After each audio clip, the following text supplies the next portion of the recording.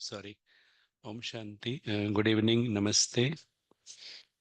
सभी का इस राजयोग मेडिटेशन कोर्स के 9वें दिन में हार्दिक स्वागत है। तो जैसे कल हमने आत्मा की यात्रा को देखा, आत्माएं किन वर्णों से गुजरती है, पास होती है, यह हमने बहुत ही विस्तार से समझा था। और वैसे तो सुविचार नहीं है, लेकिन एक कहा जाता है कि जो दिखता है वो है नहीं, और जो है वो दिखता नहीं। तो हम सब ने देखा कि अदृश्य मुसाफिर जो दिखता नहीं है लेकिन इस शरीर में है, रोल दिखता है, एक्टर दिखता नहीं है। तो हम यह अनुभव करते हैं कि अदृश्य मुसाफिर जो है वह बहुत ही अ, महत्व की महसूसता है कि इस शरीर को चलाने वाली एक अद्भुत शक्ति है। तो आज हम वापस कविता बहन को आमंत्रित करते हैं और देखेंगे आज हम क्या नया सीखने वाले हैं। तो कविता बहन, आपका स्वागत है। और आगे का सत्र बढ़ाने के लिए वेलकम है। ओवर टू कविता बहन। Thank you. शुक्रिया। शुक्रिया और ओम शांति, गुड इवनिंग और सबका स्वागत है। और अभी तक के सेशन सुनते सुनते हम लास्ट में आ पहुंचे हैं। आज 9th डे है और कल हम इसको फिनिश करेंगे। तो स्टार्ट करने के पहले हम 2 मिनट साइलेंस के कुछ मोमेंट्स क्रिएट करेंगे उस सत्य के अनुभव में। तो इसके लिए हम एक ही सेकंड में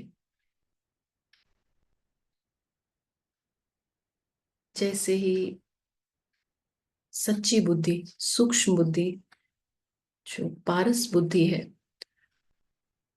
उसकी लाइट ऑन करते हैं,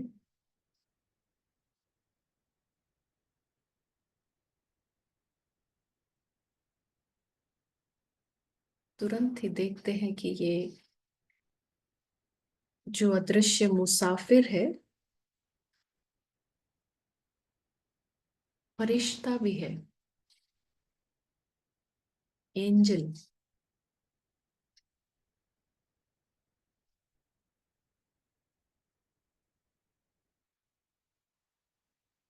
यानी कि उसका इस इस पराई दुनिया, इस फर्श से कोई रिश्ता नहीं है। एंजल बिल्कुल ही अलग है।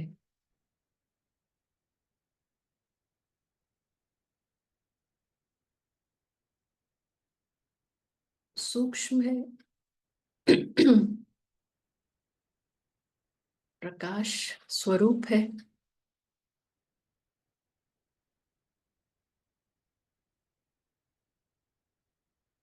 और उसकी दुनिया ये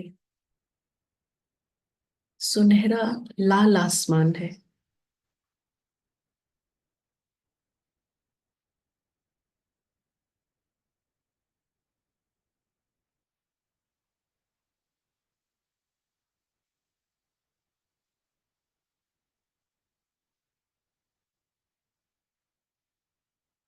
ये अव्यक्त फरिश्ता कंट्रास्ट अनुभव कर सकता है। एक तरफ नाटक की दुनिया में आवाजें हैं, चलायमानी है, मूवमेंट है।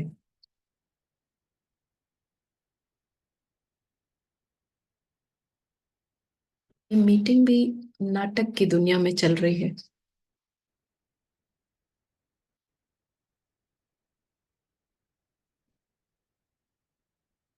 लेकिन ये एंजल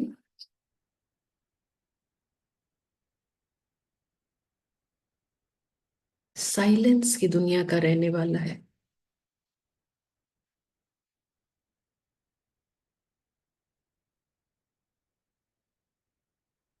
यहाँ कोई आवाज नहीं है। यहाँ कोई मूवमेंट नहीं है।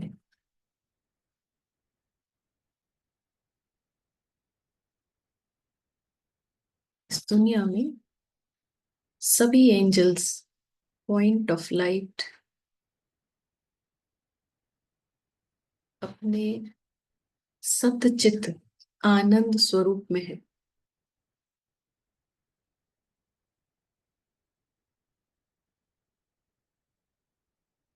सभी आनंदित हैं क्योंकि हर प्रकार के बंधन से मुक्त हैं।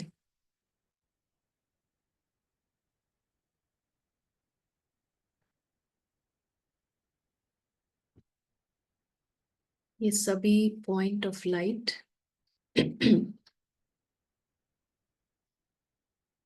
पूरी तरह से स्वतंत्र है।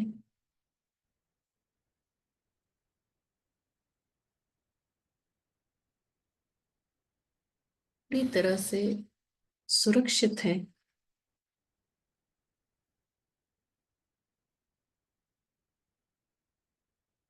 बेहद का लाल आसमान भी इनका है। यहाँ के मालिक हैं। और जैसे नाटक की दुनिया भी उसके भी मालिक हैं।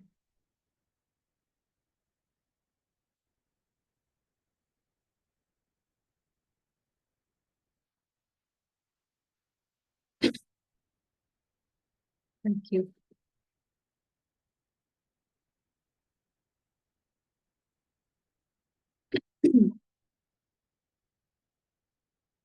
कल हमने देखा कोई भी आत्मा, हाँ, इस विश्व माना इस रंगमंच पर कोई भी आत्मा आती है तो वो सभी वर्णों से उसको गुजरना ही है ना। तो हमने ये भी देखा कि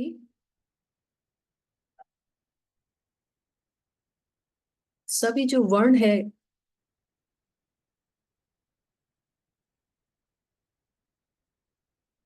वो जैसे कि इस पर देख लेते हैं। इसी स्लाइड पर देखते हैं। तो जैसे अ, जब शुरुआत करते हैं कोई, जब रंगमंच पर आया है तो हर कोई गारंटीड है कि जब वो आया है, रंगमंच पर आने का सबका टाइम फर्क फर्क है, लेकिन जब भी वो रंगमंच पर आया है, उसकी एंट्री होती है, तो उसका अंदर का जो पिक्चर है, मन की जो स्थिति है वो ऐसी है। यानी इसको हम सच्चा मैं जगा हुआ या सतो प्रधान अवस्था भी कह सकते हैं। लेकिन धीरे धीरे करके कल हमने देखा था कि अ, जो रेखा है वो क्रॉस होनी है, कंफ्यूजन से शुरुआत होगी और धीरे धीरे क्या होगा कि सच्चा मैं जो है कॉर्नर होने लगता है और अ, झूठी पहचाने, है ना, झूठे आकर्षण यहाँ से बंधन बनने लगते हैं और अ, सतो प्रधान से, जैसे कि रजो प्रधान, क्षत्रिय वर्ण, फिर वैश्य वर्ण और शूद्र, और फिर एक समय ऐसा आता है कि पूरा ही दैत्य असुर वर्ण हो जाता है ना। अब फिर हमने देखा कि ये अ, फिर से वापस जब असुर वर्ण हो गया है, अति का अंत होना होता है, ये कहावत है हमारे यहाँ। तो ये जब बहुत मैं अति हो जाती है तो वापस ब्राह्मण वर्ण में आना है, और वो किसी भी तरह से ज्ञान से या ये करके वापस अपनी ओरिजिनल स्टेट की तरफ आने का पुरुषार्थ होगा। किसी भी विधि से, चाहे पेन मैसेज से हो या फिर हमने पहले भी बहुत डिटेल में इसको समझा था कि चाहे प्रकृति द्वारा, वो हमें राइट पोस्चर पे लाए, या फिर हम खुद अपने प्रयास के द्वारा, नॉलेज के द्वारा, ज्ञान के द्वारा हम अपनी राइट पोजीशन पर आते हैं। तो ये अंदर का स्टेज है। शुरुआत हमने ऐसे की, फिर डाउन डाउन डाउन डाउन, लेकिन फिर साइकिल है। हाँ, फिर से ब्राह्मण बनना है और फिर से देवता बनना है। हमारा जो इनर स्टेट है वो ओरिजिनल स्टेट है, तो फिर से वहां पर पहुंचना है। तो आप देख रहे हैं अंदर की अवस्था जैसे कि एक चक्र में है। ऐसा नहीं है कि असुर बन गए तो अभी वही चलेगा, नहीं, फिर वहां से बाउंस बैक करेंगे, फिर से ज्ञान से या दर्द से हम अपनी फिर से उसी सच्ची अवस्था में पहुंचते हैं। तो ये जैसे अंदर में एक चक्र है, तो यहाँ पर भी क्या होता है, आज हम देखेंगे कि ड्रामा में भी, यू नो ड्रामा में भी इसी तरह से एक चक्र है। जैसे अंदर की अवस्था चलती है, तो हम सभी जानते हैं कि जो आउटर रिफ्लेक्शन है वो भी इनर का स्टेट का ही, यानी अंतर जगत का ही रिजल्ट है, जो बाहर में अवस्था है ना।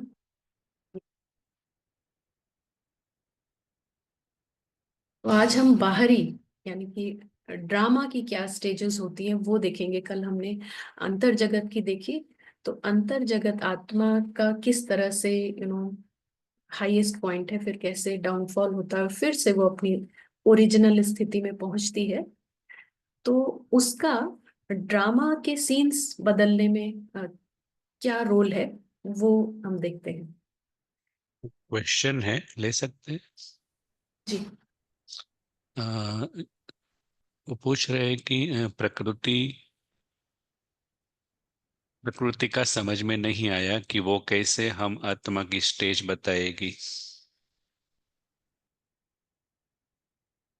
प्रकृति नहीं बताएगी, लेकिन यहाँ पर नियम है। जैसे कि हमने देखा था ना कि अंदर की जो स्थिति है, हाँ, जितना सिक्योर्ड स्टेट है, तो वो इस प्रकृति से बेस्ट सीन उसके सामने लाएगी। और जितना इनसिक्योरिटी है, तो प्रकृति में चैलेंजिंग सीन इनवाइट करते हैं, है ना। ऐसा हमने देखा था। विनाश की शक्ति काम करती है जब अंदर में असुरक्षा की भावना है, तो जो चारों तरफ का नेचर है वो भी वैसा आने लगता है। तो अभी हम इसको कंटिन्यू करते हैं। फिर भी अगर आपका कुछ क्वेश्चन रहता है तो फिर हम लेंगे। हाँ, मे बी अभी ये आगे सेशन से क्लियर होगा। जस्ट एक ऐड करे, एक पॉइंट। जी जी जी। तो शायद शायद जैसे आपने बताया कि जैसी स्थिति होगी वैसे वो परिस्थिति को अट्रैक्ट करेगी प्रकृति के द्वारा, राइट? या तो यहाँ पर ये हमारा घर है ना, और ये सभी फरिश्ते हैं। ये हमारे ओरिजिनल फेसेस हैं, ना? सदा हर्षित, सदा निश्चिंत, बेफिक्र बादशाह या राजकुमार। हाँ, तो इस स्थिति में बेगर जीरो है।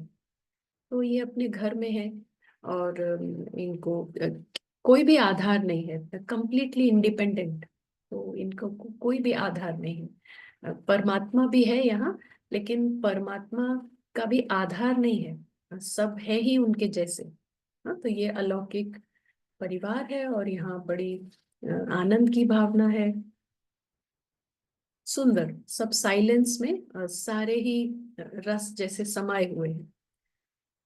तो लेकिन नीचे जो है, जो रंगमंच है, वहां पर एक साइकिल की तरह, जैसे हमने कहा कि अंदर का साइकिल है, तो नीचे के रंगमंच पर भी वो स्टेजेस नेचर को उसी तरह से अफेक्ट करेंगे, अंदर की स्थिति।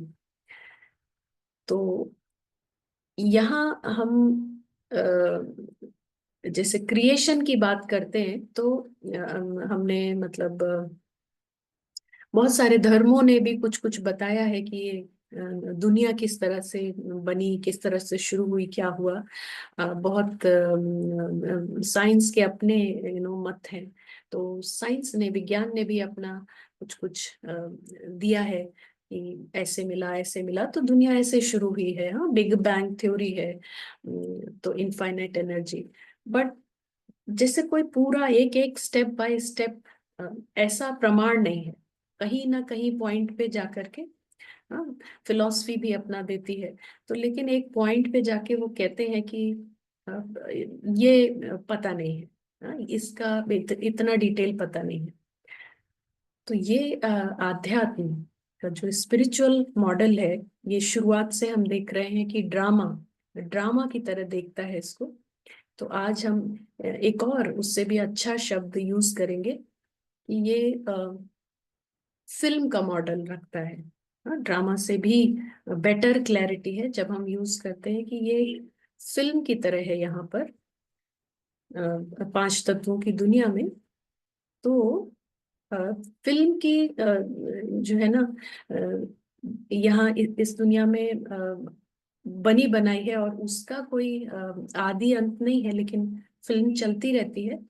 मगर फिल्म को देखने के लिए जो ऑडियंस है, जो ऑब्जर्वर है, वो दूसरी दुनिया में रहते हैं।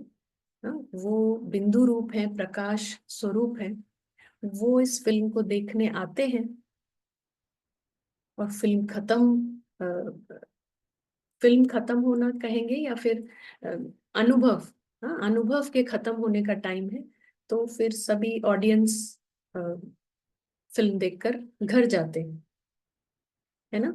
तो जैसे पीवीआर में है ना, तो movie back to back show चलते रहते हैं, मगर ऑडियंस एक टाइम पर एंट्री करती है और फिर एक टाइम उनका एक्सपीरियंस का खत्म होने का टाइम है, तो वो फिर वापस आ जाते हैं, घर आ जाते हैं। और लेकिन शो चलता रहता है। तो ऐसा यहाँ पर हम कहेंगे। तो जब भी शुरुआत में, हाँ, टाइम साइकिल जैसे हम इसे कह रहे हैं कि कैसे जो स्टेजेस कल हमने देखी, तो ये जो ऑब्जर्वर है ये अपने घर से जब शुरुआत में आते हैं, तो हमने कहा था कि कोई भी स्टेज पर मूवी को, फिल्म को देखने शुरुआत में आएगा, तो उसका मन की स्थिति ऐसी है। और इस मन की स्थिति को क्या कहते हैं? पूरी तरह से सिक्योर्ड, सुरक्षित। यानी कि उसको यहाँ से कुछ भी नहीं चाहिए, कोई आधार नहीं है, कोई इच्छा नहीं है, कोई बंधन नहीं है, क्लैरिटी है, पता है फिल्म है। तो इस अंतर मन की, हाँ, ये जो सिक्योर्ड स्टेट है, तो ये सदा खुशी की अवस्था है, क्रिएटिविटी की है, क्लैरिटी की है, ये सब हमने देखा था। हाँ, इस ऐसे मन में सदा शांति है, सदा आनंद है। तो जब ऐसे तमाम सारे दर्शक इस रंगमंच पर आते हैं, तो जो बाहर का जो फिल्म है ना, वो भी जैसे डिजर्विंग ऑडियंस है ना, रॉयल ऑडियंस है ना, रियलिटी की रॉयल्टी है जैसे उनके पास, सभी का दिल एकदम सच्चा है, कोई झूठा मैं नहीं है अंदर में। तो फिल्म भी बहुत स्पेशल क्वालिटी की चलती है। यानी ये जो प्रकृति है, ये फिल्म हम कहेंगे कि 3D है। हाँ, तो बहुत रियल मालूम पड़ती है यहाँ पर। सब कुछ ऐसा लगेगा, लेकिन ये 3D फिल्म है, तो इसके इफेक्ट्स रियलिटी फील कराने वाले हैं। मगर फिल्म अलग है, यहाँ हम देख रहे हैं, और दर्शक बिल्कुल अलग है। तो ऐसे समय को गोल्डन एज, सतयुग कहा जाएगा। तो यहाँ पर नेचर बहुत खूबसूरत है, जो पशु पंछी हैं वो भी बहुत खूबसूरत है। यहाँ सब जीरो दुख है, कोई दुख नहीं है, बाहर भी सारी खूबसूरती है। हाँ, प्रकृति अपनी सुंदरता की अति पर है। तो इसको कहा जा रहा है गोल्डन एज। सभी जो माइंडसेट है वो सिक्योर्ड है, तो आपस में कोई कंपैरिजन, कंपटीशन, ऐसा सब भावना नहीं है। तो दर्शकों में भी बहुत भाईचारे की भावना है, और प्रकृति भी उसी तरह से सर्व करती है। ये नियम हम शुरुआत से समझते आ रहे हैं कि जब ऐसा मन होगा तो वो कैसी प्रकृति को आकर्षित करेगा, है ना। तो पूरी की पूरी फिल्म ही गोल्डन एज की है, बहुत हाई क्वालिटी फिल्म है। लेकिन समय बीतता है तो हमें मालूम है यहाँ रंगमंच पर एक ग्रेविटी है फिल्म को देखते देखते, और 3D, जैसे कि वो बहुत रियलिटी देने वाली फिल्म है, तो कहीं ना कहीं ऐसे माइंडसेट से भी रेखा क्रॉस होती है। और रेखा क्रॉस होने का अर्थ ही है कि अ, कुछ और मैं जो है ना, माना रेखा क्रॉस हो गई तो कुछ बंधन बन गए हैं। लेकिन सोल कॉन्शियस है, सोल होश में है, जो जो अदृश्य ऑब्जर्वर है, जो दृष्टा है, वो होश में है। उसको अभी भी पता है कि ये फिल्म है, लेकिन कुछ बंधन है। तो लेकिन अब पूरी खुशी की अवस्था नहीं है। तो जैसे कहेंगे ना वो क्षत्रिय वर्ण, हाँ, तो थोड़ा सा पूरी फुल हैप्पीनेस की अवस्था नहीं है, लेकिन साहस, करेज है। और बाहर की प्रकृति भी थोड़ा सा डिग्री डाउन होगी। जैसे यहाँ 16 कला संपन्न है ये अवस्था, फुल है, तो प्रकृति भी उसी तरह फुल सुंदरता में है। पशु पंछी भी बहुत खूबसूरत है, हवा पानी भी पूरा फुल प्योरिटी है।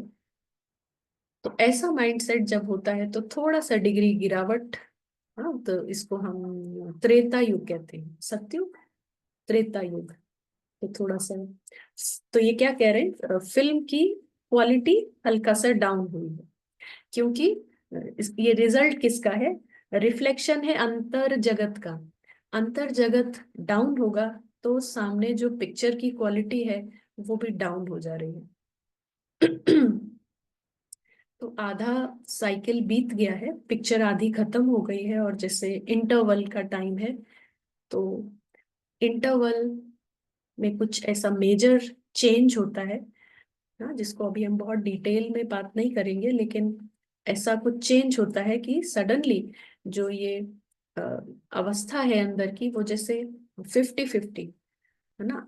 जो जो मैपन है, जो शरीर का जो कंफ्यूजन है, वो बंधन काफी बन गए हैं।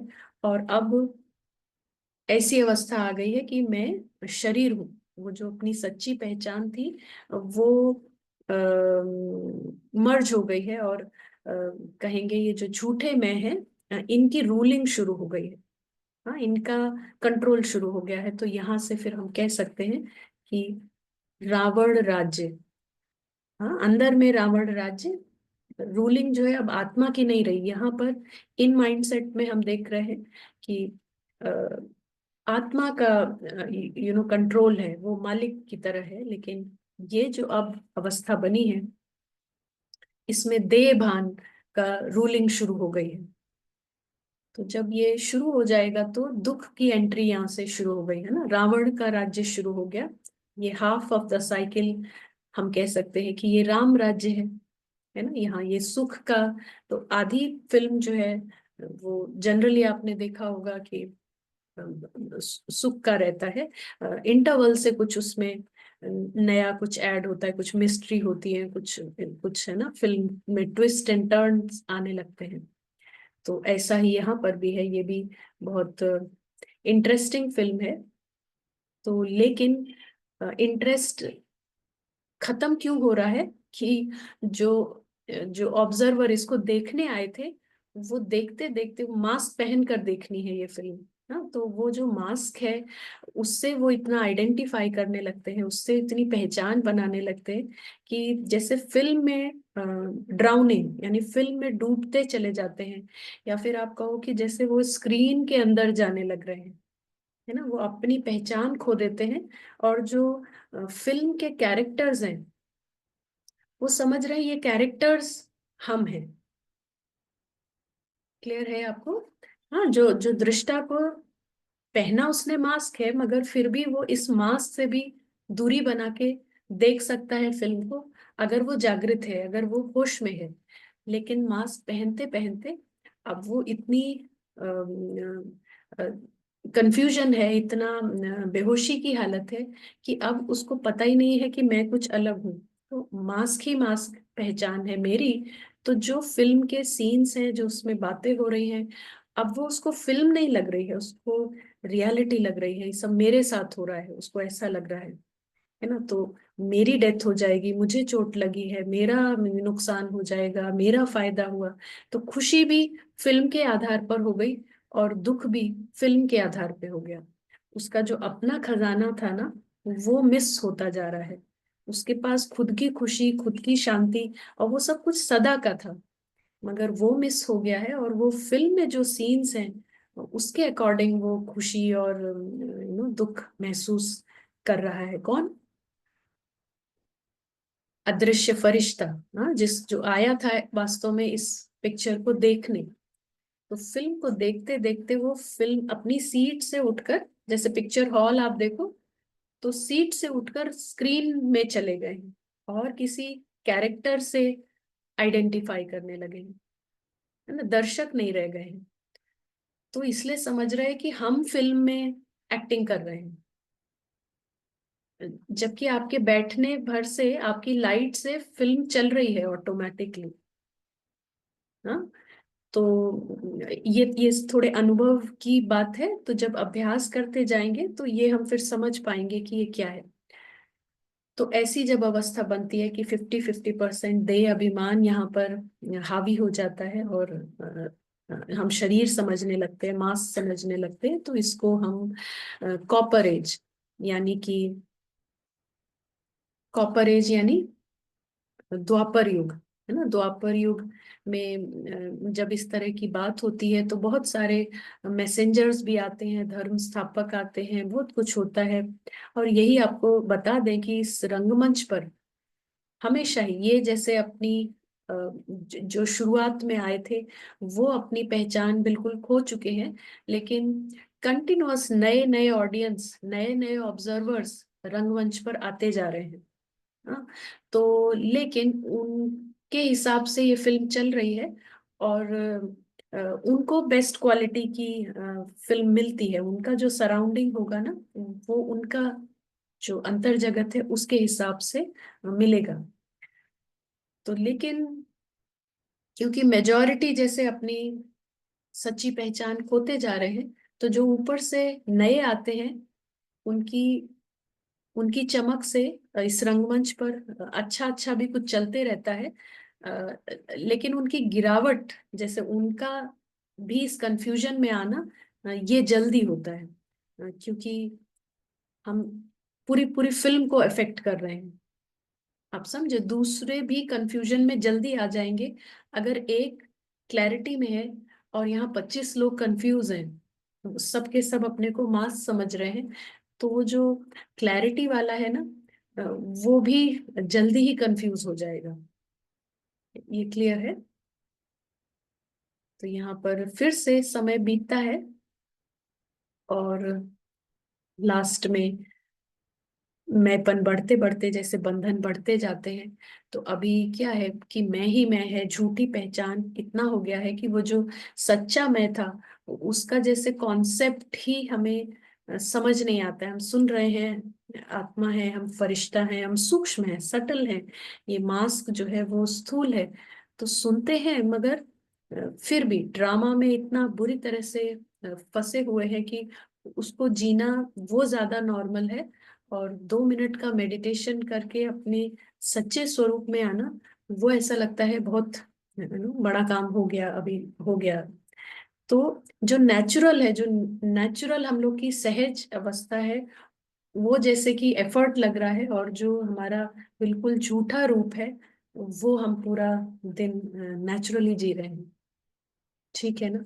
तो ऐसी जब स्टेज बन जाती है कि मैं ही मैं है, और अब बहुत समय से ये मैं बनता चला जा रहा है, तो फिर यहाँ पर विनाश फोर्सेस एक्यूमुलेट हो जाते हैं, विनाश की शक्तियां। तो ये जैसे कि द्वापर युग से भी अ, ज्यादा दुख का समय शुरू हो जाता है यहाँ, शरीर की बीमारियां और बहुत तरीके के चैलेंजेस, तो इसको कलयुग कहते हैं, आयरन एज। तो ये पूरी फिल्म इस तरह से बनी हुई है। तो सुख का खेल है आधा, और आधा दुख का खेल है, मगर सब कुछ अच्छा है अगर हमको ये खेल दिखे तो। है ना।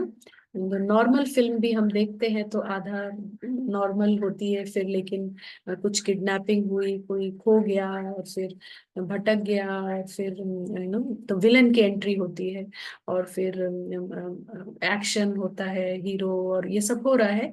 बट सभी एंजॉय करते हैं क्योंकि उनको ये बिल्कुल स्पष्ट है कि ये फिल्म है।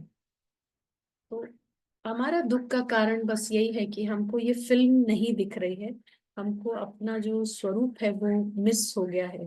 हाँ, वो बेहोशी में है। तो जागृत होना, होश में आ गए हैं हम अब, लेकिन उसको शक्तिशाली बनाना, उसको सदा इमर्ज रखना, वो हमारा पुरुषार्थ है। तो इतनी बात क्लियर है? यहाँ तक किसी को कुछ पूछना है?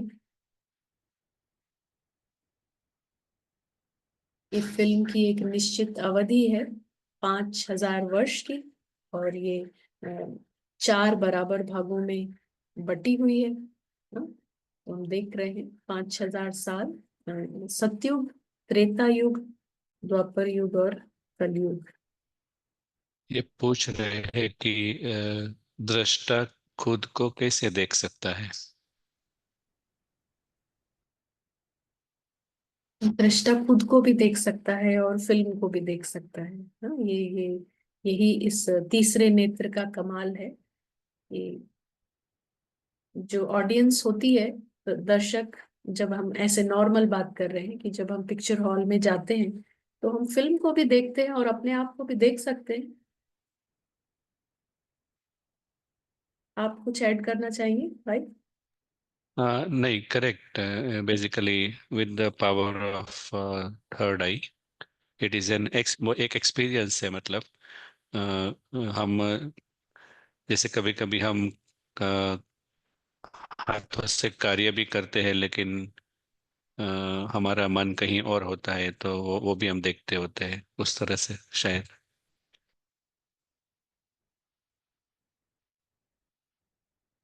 तो अ, यहाँ पर एक चीज आध्यात्म में कही जाती है कि अपनी सीट पर सेट हो, अपनी सीट पर सेट हो। तो वही सीट मिसिंग है। हम जैसे हॉल है ना, आप देखो जैसे पूरा हॉल खाली हो गया है, तो पूछो कि ये सब कहाँ चली गई, ऑडियंस जो पिक्चर देखने आई थी, टिकट लिया था, सब कहाँ गए? तो सब उठ करके सीट से स्क्रीन के अंदर चले गए और किसी ना किसी कैरेक्टर से खुद को पहचान बना के समझ रहे हैं कि मैं हीरो हूँ, कोई कह रहा है मैं विलन हूँ। तो हम उसी फिल्म के अंदर खो गए हैं और हम एक दूसरे का अब दुख ले रहे हैं, दुख दे रहे हैं अननेसेसरी। सिर्फ फिल्म बनी हुई है, मगर हमें कोई व्यक्ति बुरा लग रहा है, उसका हम दुख ले रहे हैं, हमें ऐसा लग रहा है हमारी इंसल्ट कर रहा है, जबकि वो फिल्म में दो कैरेक्टर है। हाँ, मतलब कोई ए कैरेक्टर बी कैरेक्टर को कुछ फिल्म के अंदर कह रहा है और बी कैरेक्टर उससे रो रहा है, ये फिल्म का सीन है। लेकिन अगर हम उठ के चले जाते हैं वहां पर और समझते कि मुझे कहा है सब कुछ, तो फिर मुझे जो रोना आ रहा है वो मुझे एक्सपीरियंस होने लगेगा। बट अदरवाइज अगर सभी ऑडियंस सीट पर बैठे, है ना, जो ऑब्जर्वर की सीट पर बैठे करके उस फिल्म को देखेंगे, तो सीन कुछ भी आ रहे हैं जा रहे हैं, पिक्चर हर सेकंड सीन बदल रहा है ना, अभी कुछ इमोशन है, अभी कुछ इमोशन है। लेकिन दृष्टा अगर अपनी सीट पर सेट है तो उसको अ, ये तो वो अपने गुणों के अनुभव में रहेगा। वो एंटरटेनमेंट की तरफ फिल्म को देखेगा। जो फिल्म में सैड सीन है, उसकी सैडनेस वो खुद नहीं बोझ ले लेगा उसका। ये क्लियर है ना? पिक्चर में जो सीन्स आ रहे हैं वो दूर से देख पा रहा है, और लेकिन बीच बीच में जैसे मोस्ट दुख का सीन है सर, हाँ, कोई उसमें दिखाया जा रहा है कि कुछ बहुत बड़ी ट्रेजेडी हुई है और सारा परिवार रो रहा है। लेकिन उसी टाइम जो ऑब्जर्वर हैं, जो देख रहे हैं, वो बीच में कह सकते हैं कि वो चिप्स देना जरा, मुझे खाना है। तो आप देख रहे हैं जो ऑडियंस है ना, वो गई ही एंटरटेनमेंट के लिए है। तो वो बीच में पेप्सी भी पी रहे हैं और वो भी खा रहे हैं। वो उस एक्सपीरियंस में क्यों नहीं है? क्योंकि उनको पता है ये फिल्म है, ये मेरा अनुभव नहीं है ना, और मैं सुरक्षित हूँ, मेरा घर है अपना, फिल्म खत्म होगी, मैं जाऊंगा, तो मेरा घर है, मेरा पूरा परिवार सुरक्षित है, तो हम सब खुश हैं। फिल्म में कोई एक्शन सीन है, पूरा बॉम्ब ब्लास्ट हुआ है, कुछ कुछ हुआ है, मगर क्यों सब लोग उस अनुभव से न्यारे होकर के फिल्म को देख पा रहे हैं, एक रस अवस्था में देख पा रहे हैं? क्योंकि उनको अपनी सुरक्षितता का पूरा पता है कि मैं बिल्कुल ठीक हूँ। हाँ, मैं सीट पे बैठा हूँ, मैं बिल्कुल सुरक्षित हूँ, मेरा पूरा परिवार है, हो सकता है साथ में देख रहा है, और हमारा घर है, घर भी सुरक्षित है। तो यहाँ भी ऐसे ही है, अगर ये सिक्योरिटी, हाँ, जो सच्चा सच्चा मैं हम जगाएंगे, तो वो जो दृष्टा का भाव है वो नेचुरली इमर्ज हो जाएगा।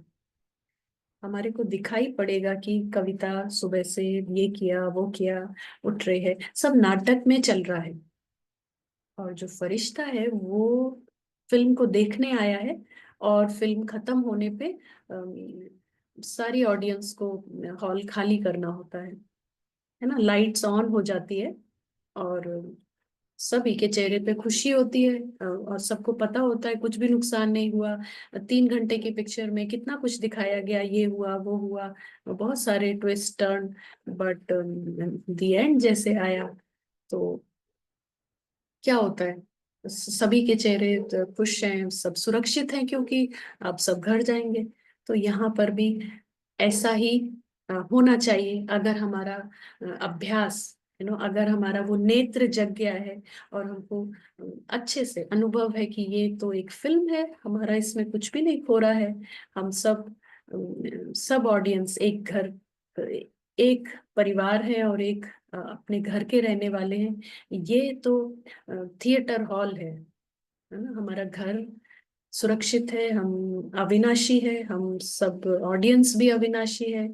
और ये जो मास्क पहने थे, उस मास्क को पहनने की वजह से, ये 3D फिल्म होने की वजह से कंफ्यूजन हो गया, जो हम 360 डिग्री में घूम घूम के इस पिक्चर को देख रहे हैं, है ना। जो एंजल है वो इस मास्क को पहन के किसी भी डायरेक्शन में जा सकता है, फिल्म में पूरा मूवमेंट कर सकता है, तो उस वजह से ये कंफ्यूजन हो जाता है कि ये सब मेरे साथ हो रहा है, मेरा नुकसान हो रहा है और मेरा फायदा हो रहा है। आप बिल्कुल सेफ हो, आपको कुछ भी नहीं हो रहा है, ठीक है। तो अभी ये सब हमने समझ लिया कि 4 युग हैं, और ये है, और अंदर की जो स्थिति थी, वो शुरुआत हमने ऐसे की थी, हम सभी ऐसे आए थे, किसी के लिए भी ये बड़ी बात नहीं है, सभी इस तरह से आए थे, सब पूरी तरह से सुरक्षित, पूरी तरह से इंडिपेंडेंट, किसी का आधार, किसी का कोई डर नहीं, कोई चिंता नहीं, ऐसी अवस्था थी हम सभी की। तो लेकिन समय के साथ साथ हम फिल्म के अंदर घुसते चले गए, और हमारा बंधन हमको उसमें एब्जॉर्ब करता चला गया। तो अब लेकिन जब घर जाना है, तो यहाँ पर नियम है कि आप घर से जैसे आए थे, आप उसी सच्ची पहचान में घर जाओगे, ठीक है ना। ये झूठा मैं इस तरह की पिक्चर लेके नहीं ये जैसे हमने चोरी की है, फिल्म की चीजों को हम कह रहे हैं ये मेरा है, और ये भी मेरा है, और ये मैं हूँ, और ये मैं हूँ, तो ये सब लेके हम घर नहीं जा सकते हैं, ये तो चोरी है। हाँ, तो इसको समर्पण करना माना, यहाँ सब हमको ये सब सबमिट करना पड़ेगा कि जाने नहीं दिया जाएगा हमको घर, ठीक है। तो उसके लिए हम ये दूसरा पिक्चर देख रहे हैं कि उसके लिए फिर क्या करना होगा। आपके दिमाग में है आइडिया कि कैसे चेंज होगा, है ना। देवता वर्ण से हम पहुंच गए हैं असुर वर्ण में, तो अंदर का स्टेज एकदम गिरावट है, और जाने के लिए हमको फिर से वही देवता यानी सतो प्रधान अंदर का माइंडसेट चाहिए, जैसे हम आए थे सभी। हाँ, तो कैसे होगा ये, ऑल ऑफ सडन कैसे होगा? उसके लिए एक और छोटा सा युग है, कलयुग में ही पैरेलल, एक छोटा सा युग है, इसको कहते हैं कॉन्फ्लुएंस एज, डायमंड एज, या फिर कहेंगे संगम युग, है ना, संगम है। क्योंकि फिल्म फिर शुरू होगी, तो फिल्म को फिर देखने आना है, और फिल्म को देखने आने के लिए हमको फिर से उसी रियल आए, है ना, सच्चा मैं के साथ आना है, जाना भी उसी मैं के साथ है। तो व्यवस्था है इस फिल्म में। छोटा सा एक युग है, जिस युग में क्या होता है कि सबके मन में ये जो झूठा मैं सबने छुपा छुपा कर रखा है, तो हमारे पास दो ऑप्शन है अ, सबको ये साफ करने के लिए। हाँ, झूठा मैं सबको क्लीन करना है, उसके लिए यहाँ पर दो ऑप्शन है। सबको अब इस रूप में आना है, पूरे पूरे वर्ल्ड को, है ना। मूवी में आने का टाइम सबका अलग अलग हो सकता है, कोई यहाँ आ रहा है, कोई यहाँ आ रहा है, कोई थोड़ा सा और इतना लेट आ रहा है, फिर कोई यहाँ सिल्वर एज में बीच में आ रहा है, फिर सिल्वर एज के एंड पे आ रहा है, कोई कॉपर एज में आ रहा है, हाँ, कोई आयरन एज की बिगिनिंग में, फिर ये अभी भी आ रहे हैं। तो देख रहे हैं आप, ऑडियंस, नंबर ऑफ ऑडियंस यानी पॉपुलेशन बढ़ रही है। तो लेकिन जाने का टाइम सबका एक है, ठीक है। जाने का टाइम, एग्जिट जो है वो सबका एक साथ है, डोर्स खुलेंगे and everyone has to go. तो जाते समय सबका मन का यही स्टेज चाहिए, सबका पिक्चर चेक किया जाएगा कि आप जैसे आए थे वो यहाँ का कुछ उठा के तो नहीं ले जा रहे हो। तो इसके लिए यहाँ पर दो ऑप्शन कौन से हैं? संगम युग सारे संसार के लिए है ना। तो लेकिन अ, कुछ इसको जो नॉलेज के द्वारा, ज्ञान की शक्ति, दो शक्तियां काम कर रही हैं सबका रियल सेल्फी लाने के लिए, अंदर का पिक्चर रियल आ जाए, उसके लिए दो शक्तियां इस संगम युग पर काम कर रही है। एक है नॉलेज, तो पूरे वर्ल्ड के लिए ये ऑप्शन है कि आप ज्ञान सुनो, है ना, हम सब भी सुन रहे हैं। तो हम सुन रहे हैं, समझ रहे हैं, और फिर हम प्रैक्टिस कर रहे हैं, तो हम शिफ्ट कर रहे हैं अपने अंदर का, जो अगर शूद्र है, डीमन है, दैत्य है, तो उसको, जो सारे झूठे मैं को ढूंढ ढूंढ करके निकाल कर हम शिफ्ट कर रहे हैं एंजल, है ना, उसको जगाने की, और फिर से उसी देवताई वर्ण में आने की। तो एक है ज्ञान की शक्ति से होगा, और दूसरा फिर है, कौन बताएगा? दो ही तरीके हैं, है ना, जो जो ज्ञान से नहीं ठीक करता है, अपने एफर्ट से नहीं करता है, तो दूसरी विधि क्या है, दूसरी शक्ति कौन सी है? पेन। दर्द है। तो एक काम हमारा है, हमारी तरफ का है, अदरवाइज दूसरा, फिर हमने बहुत बार बात की है कि ये जो नेचर है ना, जो फिल्म है, ये ही जिम्मेदारी ले लेती है, ये रंगमंच जिम्मेदारी ले लेता है कि हम आपको पूरा ठीक करेंगे, आप फिल्म के अंदर कैसे आ गए, है ना, आपने यहाँ इससे क्यों इतने बंधन बना लिए, है ना। तो आपको मास्क भी छोड़ के जाना है, आपको यहाँ की सीट भी छोड़ के जानी है, और जो भी पिक्चर हॉल, पिक्चर में जो कुछ भी देखने को मिल रहा है वो सब भी यही छोड़ के जाना है। तो ये नेचर ही रिस्पॉन्सिबिलिटी ले लेती है कि सारा झूठा में, तो उसका लेकिन तरीका हमने जाना था कि उसका तरीका फिर दर्द है, तो उसमें तकलीफ है। लेकिन अगर हम खुद एफर्ट करते हैं, सब छोड़ देते हैं, तो ये बस एक सेकंड की बात है, हमको अगर बात समझ में आ जाए, तो एंजल सब छोड़ दो, है ना, हमें समझ में आ गया कि कुछ भी मेरा नहीं है, एक एटम भी इस फिल्म का मेरा नहीं है, तो किसी और ने हमें बांधा नहीं है, हमने खुद पकड़ा हुआ है। तो यू जस्ट एक सेकंड लगेगा अगर हम सब छोड़ दें, तो ये विधि है ना। तो जितना ज्यादा तो हम संगम की मौज कर सकते हैं, जैसे अभी कहा कि हम अपने आसमान का भी आनंद ले सकते हैं, अपने फादर का भी संगम कर सकते हैं, उनके साथ में उनकी कंपनी एंजॉय करेंगे, और ड्रामा भी, फिल्म भी देखेंगे। तो इसी को कहते हैं जीवन मुक्ति। जीवन है, मास्क है माना, लेकिन हमने डिस्टेंस बना लिया है, मास्क से हमने दूरी बना ली है, खुद को जगा लिया है। तो हम फिल्म भी देखने आते हैं इच्छानुसार और औरों को भी होश में लाते हैं, और हम अपने घर के मजे भी लेते हैं, एंजॉय करते हैं। ये था पूरा आज का सेशन, है ना, संगम युग। अभी का जो समय चल रहा है ये संगम युग ही चल रहा है, और ये बहुत कीमती युग है। इसको जैसे हमने कहा ना, डायमंड एज है, तो हीरा युग भी है और हीरे के समान बनने का युग भी है। हमारे पास पूरा मौका है कि हमारे को दर्द नहीं, लेकिन हम खुद अपने प्रयास से, ज्ञान के प्रकाश से तीसरा नेत्र पूरा खोलें, जगा लें, होश में आए। तो कीमती हुआ ना, क्योंकि अ, पूरा लक्ष्य ही है, फिल्म के अंदर चले गए हैं, बंधन बना लिया है। तो लक्ष्य सिर्फ फ्री होने का है, पिक्चर को कुछ भी चेंज करने का नहीं है। पिक्चर है अपनी जगह, इसमें एक और ऐसे लेकिन डेप्थ की बात है, माना अभी उसकी जरूरत है या नहीं है। लेकिन ये जो फिल्म है ना, कोई भी फिल्म होती है तो वो एक दो सेकंड का भी सीन है ना, तो उसको कई स्टिल्स से बनाया जाता है। स्टिल्स माना जैसे आपको दिख रहा है कि ये व्यक्ति यहाँ से यहाँ तक चल रहा है, लेकिन वो एक्चुअली नहीं चल रहा है, लेकिन जैसे सब इमेजेस हैं, है ना, तो उन इमेजेस को इतनी जल्दी जल्दी उनको रखते हैं कि वो ऐसा लगता है कि यहाँ से। आपने कभी वैसा देखा है, लोग नोटबुक पे बनाते हैं कुछ और ऐसे पेजेस को ऐसे करते हैं, तो ऐसा लगता है कि पोस्चर बदल रहा है।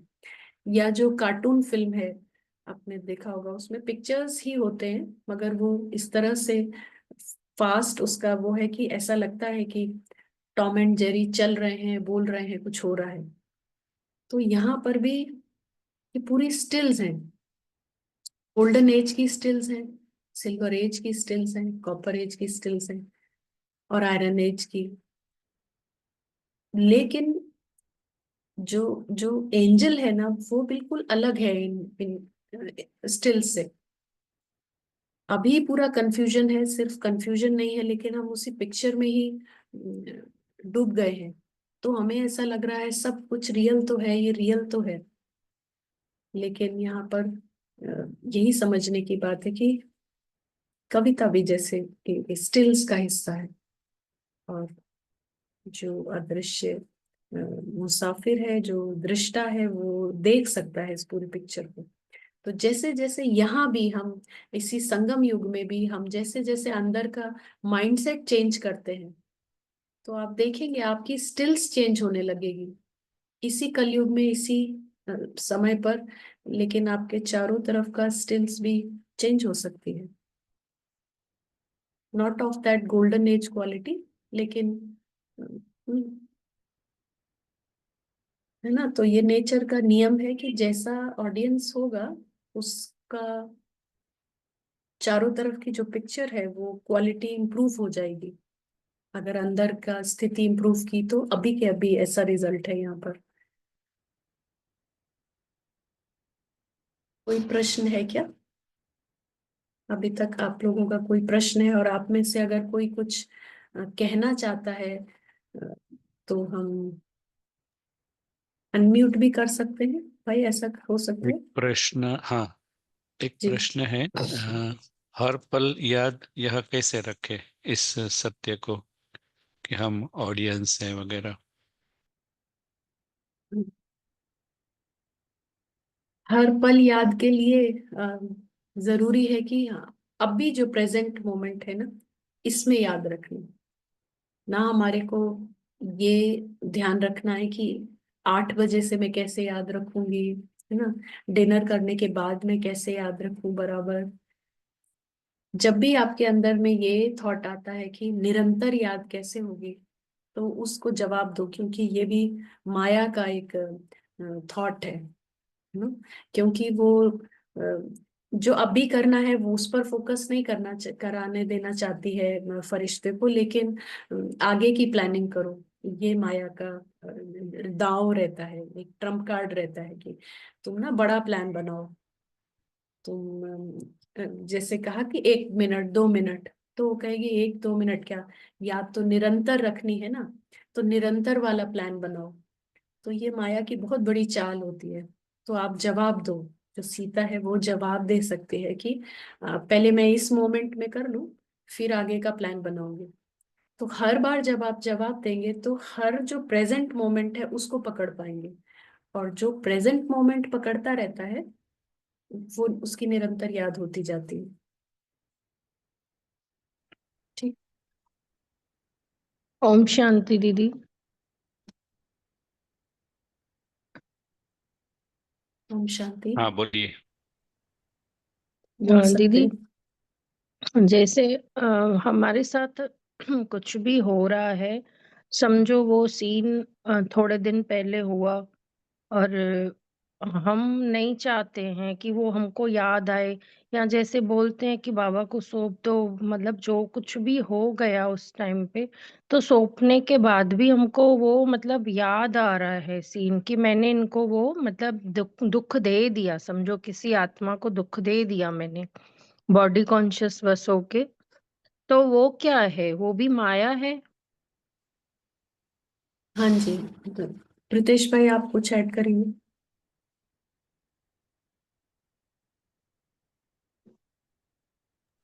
मैं बोलूं आप?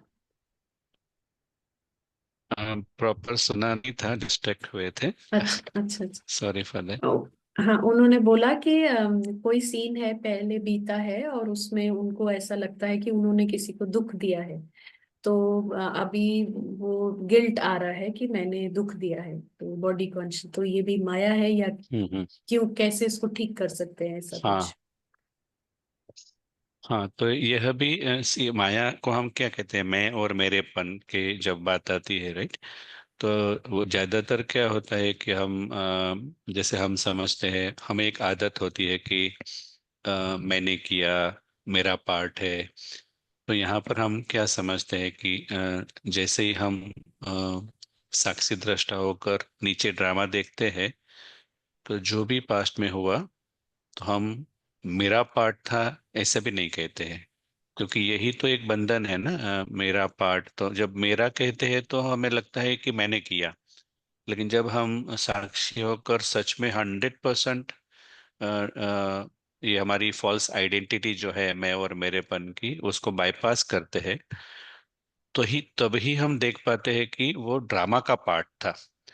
तो फिर हम वो गिल्टी फीलिंग में नहीं जाते हैं। तो गिल्टी फीलिंग में इसलिए जाते हैं कि अभी भी सूक्ष्म में हम वो महसूस था, मतलब क्योंकि उस समय हुआ क्यों, ऐसा क्यों हुआ, क्योंकि कोई किसी भी प्रकार की नेगेटिव एक्शन, थॉट, वर्ड्स और एक्शन, वो रावण का सिर करता है, फॉल्स आइडेंटिटी करती है। और बाबा भी हमें सिखाते हैं कि रावण की चीजों को तुम मेरा क्यों कहते हो। तो यहाँ पर ही हमें वो थर्ड पर्सन लैंग्वेज जो है ना कि जो हम कहते हैं प्रितेश। तो अब हम साक्षी होकर ऐसे देख सकते हैं कि फॉर एग्जाम्पल प्रितेश ने ऐसा किया था 3 दिन पहले, लेकिन फिर वो गिल्टी फीलिंग नहीं आती है, क्योंकि अब ये आत्मा देख पा रही है कि वो प्रितेश का पार्ट था, शायद किसी को सिखाने के लिए था। लेकिन साथ साथ हम देख भी रहे हैं ना, तो हम अलर्ट होके अगली बार प्रीतेश ऐसा नहीं करे, ऐसा संकल्प भी कर सकते हैं, सीख भी सकते हैं। तो इस तरह से हम समझते हैं। मेन बात यह है कि जहां पर भी गिल्टी फीलिंग आती है, कहीं ना कहीं हम यही समझते हैं कि वो हम एक क्लेम करते हैं कि मैंने किया, लेकिन वो रावण ने किया था। अगर उस तरीके से देखेंगे तो आप फ्री रह पाएंगे और आगे के लिए अलर्ट भी रह पाएंगे कि रावण उस तरह से बिहेव ना करे, फॉल्स आइडेंटिटी एक्टिव ना हो, मना। कहीं ना कहीं रावण ने मन का उपयोग कर लिया, तभी ऐसा बिहेवियर हुआ। क्योंकि आत्मा इटरनली पीसफुल है। वो जब वो बेहोश, रावण उसको बेहोश करता है, तब ऐसी चीजें होती है। तो ये क्लैरिटी से आप फ्री रह पाएंगे, क्लेम नहीं करेंगे कि मैंने गलती की वगैरह। ठीक है। अब शांति। ओम शांति। या, ठीक है, एक बार मैं भी इसको रिपीट कर दूं। बहुत अच्छे से यस। उन्होंने क्लियर किया कि जो थर्ड पर्सन वाली बात है उसको, मुझे ऐसा लगता है कि उन्होंने कितना अच्छे से बताया कि जब हम देख रहे हैं कि ये जो जो ऑब्जर्वर है ना, वो पॉइंट ऑफ लाइट है ना। ऑब्जर्वर जो है वो हम सब की पहचान है और हम पॉइंट ऑफ लाइट है। तो फिल्म में कौन है? फिल्म में कविता है, फिल्म में दिया है, फिल्म में प्रीतेश है। तो थर्ड पर्सन की तरह बात करना, जो पॉइंट ऑफ लाइट है वो पॉइंट ऑफ लाइट से बात कर रहा है कि अभी सुबह ना तो ये कविता ने कुछ ये इनको किया, वो दिया। तो जैसे फिल्म में कुछ हुआ, but not affecting these angels. These angels are, मतलब ये सुरक्षित हैं, ये शांत हैं, ये खुश हैं और इनसे कोई गलती नहीं होती है। तो फिल्म की चीजों को ये कुछ कभी भी मेरा नहीं समझते हैं। हाँ, तो कब फिल्म में कविता ने तेज बोला, कुछ किया, मगर फरिश्ता तुरंत ही ऐसे करता है कि जो भी हुआ फिल्म में हुआ। तो इसको कहा जाता है फुल स्टॉप। क्यों लगा पा रहे हो? क्योंकि कहाँ हुआ? ड्रामा में हुआ, आपका कुछ भी नहीं है उसमें। तो कैसे भी बोल, अच्छा बोला तो भी फिल्म में हुआ, वो भी आपका नहीं है ना। और कुछ बुरा हुआ, वो भी आपका नहीं है। तो कई बार जो एक्टर्स होते हैं ना, जैसे वो बता रहे हैं कि उनका इंटरव्यू लिया जा रहा है कि तो अपना जो आने वाली फिल्म है उसके बारे में बताइए, या आपका जो भी है। तो वो इस तरह बताते हैं, जैसे जो मेल एक्टर है वो बता रहा है कि हाँ, इसमें जो पार्ट है वो सुरेश का है। तो सुरेश जो है वो एक बहुत ही उसका विल पावर बहुत अच्छी है, वो बहुत जो ठान लेता है वो करता है। और सुरेश बड़ा ऐसा लड़का है, इकलौता लड़का है। मतलब वो थर्ड पर्सन की तरह बात कर रहा है, जो एक्टर है ना। हाँ, एक्टर का नाम कुछ और है, लेकिन जो फिल्म में उसका जो जो पार्ट है उसकी वो थर्ड पर्सन की तरह बात कर रहा है। क्योंकि एक्टर जगा हुआ है, एक्टर होश में है। तो वो बता रहा है कि हाँ, जाता है सुरेश को, फिर एक्सीडेंट हो जाता है सुरेश का, तो वो कोमा में चला जाता है। तो सब कुछ हंसते हंसते बता पा रहा है। क्यों? क्योंकि पता है सब फिल्म का है, मेरा थोड़ी है। हाँ, तो इंटरव्यूअर को कैसे बताते हैं, है ना। तो जो फीमेल लीड है वो बता रही है कि हाँ, इस फिल्म में जो है ना, जो मेरा कैरेक्टर है वो प्रीति का है, और प्रीति बहुत बहुत शाय नेचर की है, या इंट्रोवर्ट ऐसी लड़की है, और ये करती है या वो करती है। तो जैसे ये कितने डिटैच्ड हैं, है ना। इन्होंने पूरा रोल प्ले किया है, but at the same time बिल्कुल डिटैच्ड है।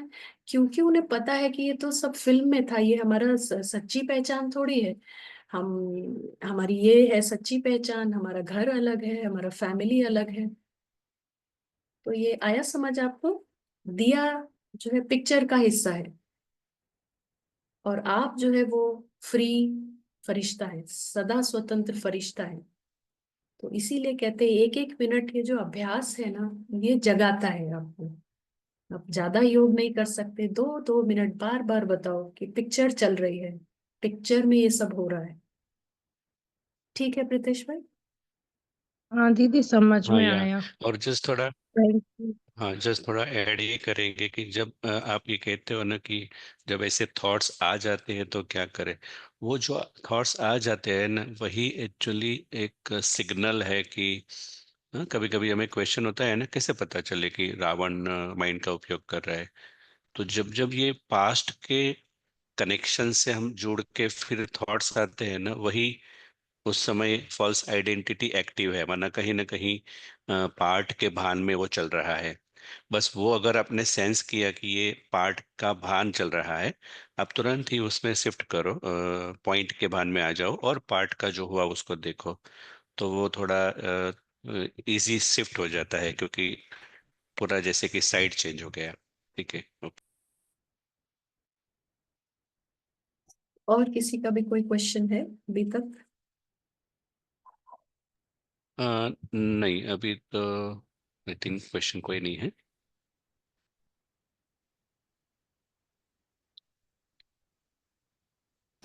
तो मे बी हम शॉर्ट हाँ, मेडिटेशन से क्लोज कर श्योर। सकते हैं। जी जी।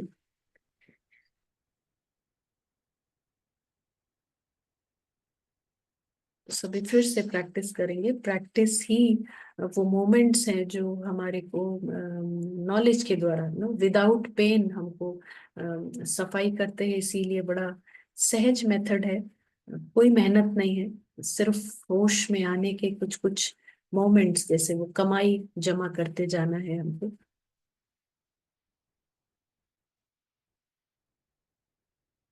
फिर से इस पूरी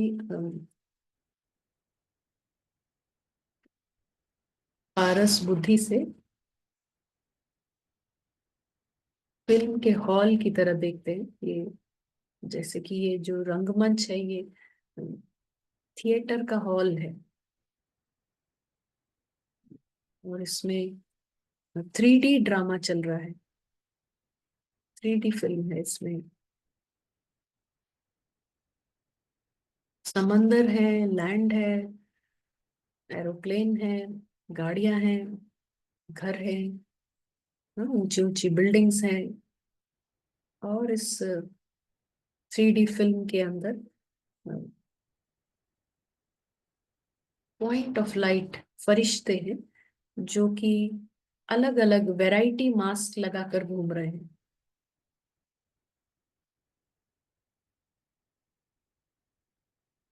जो फिल्म चल रही है वो स्क्रिप्ट के हिसाब से है।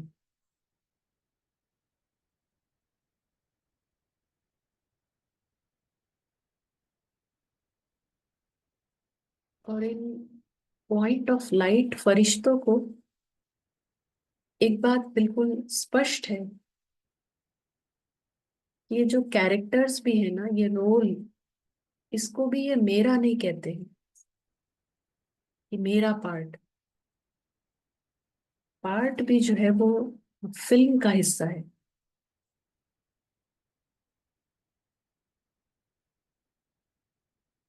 पार्ट को इम्प्रूव करने का पुरुषार्थ नहीं है,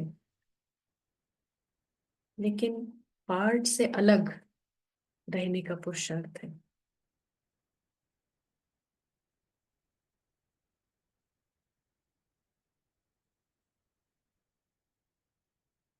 कविता को सुबह से कुछ अच्छी कविता बनाने का पुरुषार्थ नहीं है, लेकिन पुरुषार्थ ही है फरिश्ता, पॉइंट ऑफ लाइट है, वो कविता को फिल्म में देख रहा है दूर से, दृष्टा की तरह। और वो इस फिल्म की किसी चीज को मेरा नहीं कहता है।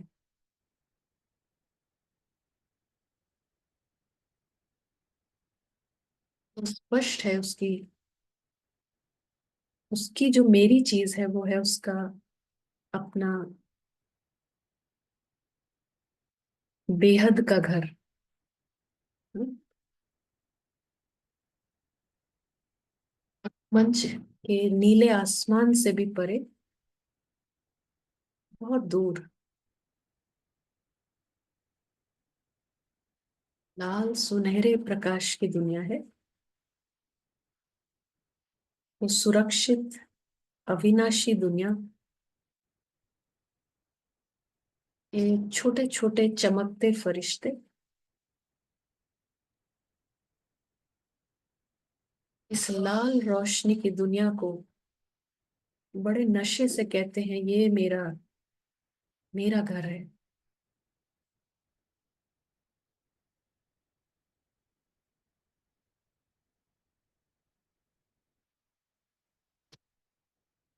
सभी को नशा है अपने स्वरूप का, अपने घर का, अपने सुंदर सदा सुरक्षित परिवार का।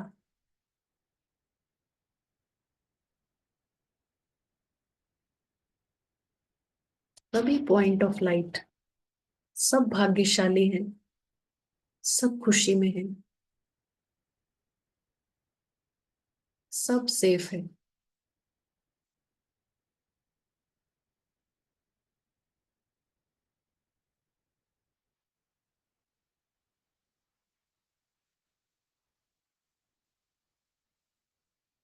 शांति, शांति। Thank you so much. सभी से अनुरोध है कि लास्ट डे भी आप हमारे साथ बने रहे, और उसके बाद मे बी 27 को, अगले दिन हम एक बहुत स्पेशल सेशन रखेंगे। तो हमारे विशेष अतिथि जहाँ तक है, तो हम आपको कल इन्फॉर्म भी करेंगे, तो जिनसे हमें बहुत सीखने को मिलेगा। तो इसी आशा के साथ कि आप स्वयं को होश में रखें, ये कमाई के पल जमा करते रहें, क्रिएट करते रहें। Good night.